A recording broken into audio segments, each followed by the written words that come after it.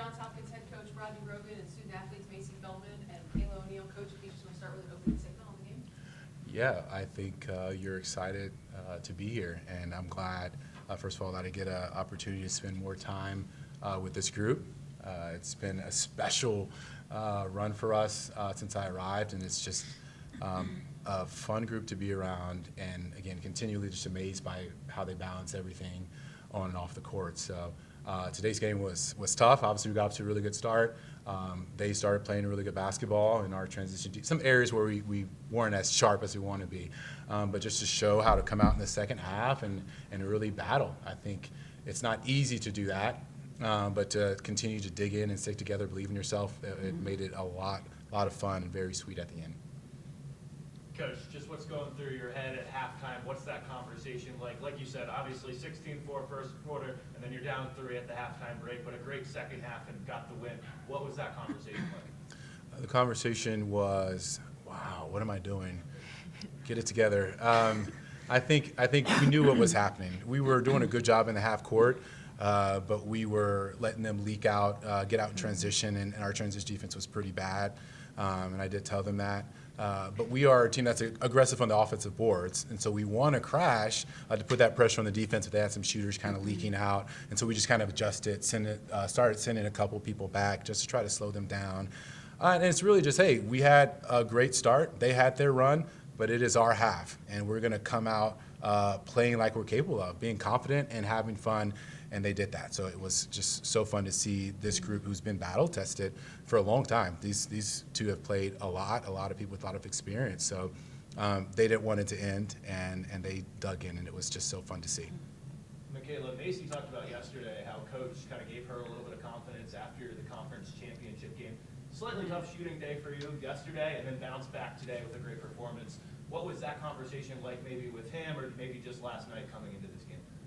Yeah, I think that a lot of people on our team have really been great, all the assistants and Coach Rogan, with just really instilling that confidence in us to, keep attacking, keep shooting, keep driving.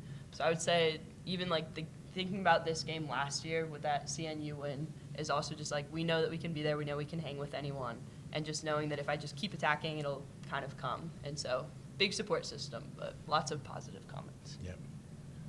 Macy, you just played one of the best three-point shooting teams in the country, held them to 25%.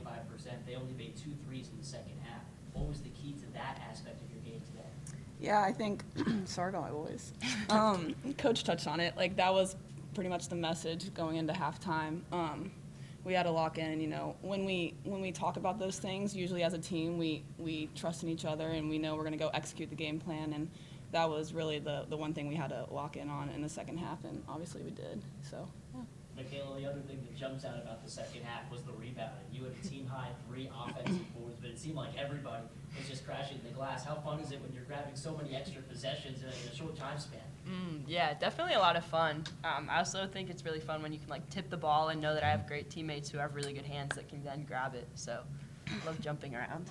I don't know if you've been following along with the bracket, probably not, but Scranton is up next, the same team you faced in the Sweet 16 a year ago.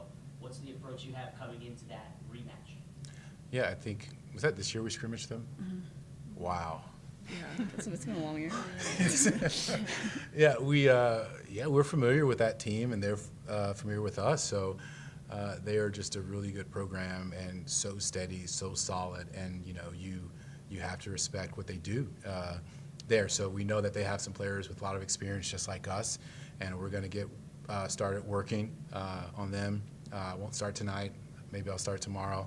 We'll give them some time off. I told them that we have Sunday and Monday off. And so we'll be ready to go. They have some very talented players, but I love our group, and we're going to make sure we're putting them in the right spots. Our staff, we work hard, we work well together just to make sure our players are supported and have the environment to be the best. And that's what we're excited about, getting to work next week. For Macy and Michaela, went to the Sweet 16 last year. It's been a while since this program has been to the Sweet 16. Now you guys are going back. What do you take from last year's experience into this year? Sorry.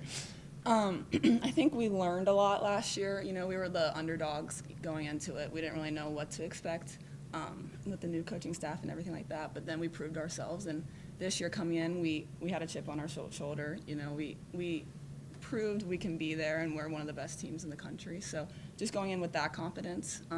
You know, the theme of this year has been resilience with this team. So being resilient with Scranton and, you know, changing the outcome this year. So. Yeah, and just kind of adding on to that, I feel like as a senior, knowing that every game that you could play could be the last game of your career is really motivating this year too. Obviously, we have a couple seniors who have done a lot of playing over the years. So I think that, you know, every game we're really fighting to win, and everyone's really excited about this next game and just knowing what we can do and wanting to extend our basketball careers as much as we can. So, Rodney, talk about, you know, your short time here, 50 wins in the last 2 years. It's the most in a 2-year period. You know, you talk about the senior class, it's more wins than any four-year period. Just talk about the seniors and, like, you look at Greta going 9 for 9 from the line today. Just talk about the seniors and kind of what they've meant to you and you know, the 2 years that you've had with them. Unbelievable. I think you come to a new place, and immediately for me, you know, sometimes people say, oh, you get your players in, all that kind of stuff. As soon as I'm here, they're, you know, my players. I don't like to be possessive, but there are players. We're a team. And so knowing that they've wanted this and they fought hard and adjusting to a new coach and giving their trust to me is something that, you know, you don't take lightly.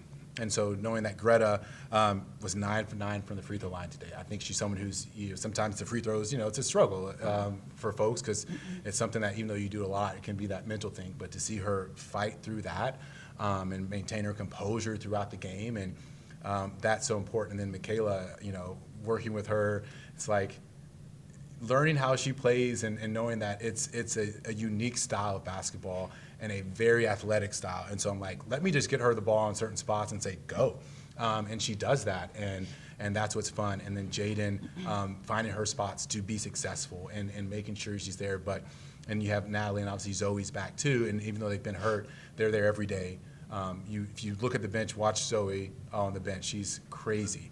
And she's able to still pour into the team. Both of them are. So knowing that I'm coming in and they're allowing me to coach them and be a part of their lives because, you know, it's going to be forever. And knowing that they're going to go do amazing things after they leave here. And even that we have some alums here today and knowing that in the future it'll be them. It's just, that's kind of why I do it. And so I'm so thankful that I have more time to coach with them on the court. We got big goals. And so I'm thankful that I can help them get to the career record for wins and they can help me enjoy this job. Actually, one last one for Michaela. You talk about, you know, being a senior and knowing like each game could be your last. You got to play Goldfarb one more time or 2 more times this weekend. Probably gonna have to go on the road next weekend, but maybe just talk about, you know, getting to play the NCAA tournament at home and getting to punch your ticket to the Sweet 16 at home. Yeah, I think that was something that was really touching for me. Freshman year, we did play at home in the NCAAs, but kind of on like a logistical thing where we were one of the lowest seeds playing like some of the top-ranked teams. So it didn't really have the same feel where we had this confidence, knew that we'd owned it, knew that we really were in it. But it was kind of familiar, like, oh, yeah, we have done this before, way back when at the very beginning of my college career. So it is a nice full circle moment to be able to play in Goldfarb again, be able to like look out in the stands and see like all our friends and these people who have been coming to games for years one last time. So I think it was a really great weekend. Yeah. And then just, yeah, like you said, the people in the stands, like their families, friends, the student athletes and students who are here supporting, give us that environment. It was really cool, and I'm glad that if this was our last home game here, it's fun to see the support of the community with our basketball team. So I'm grateful for that.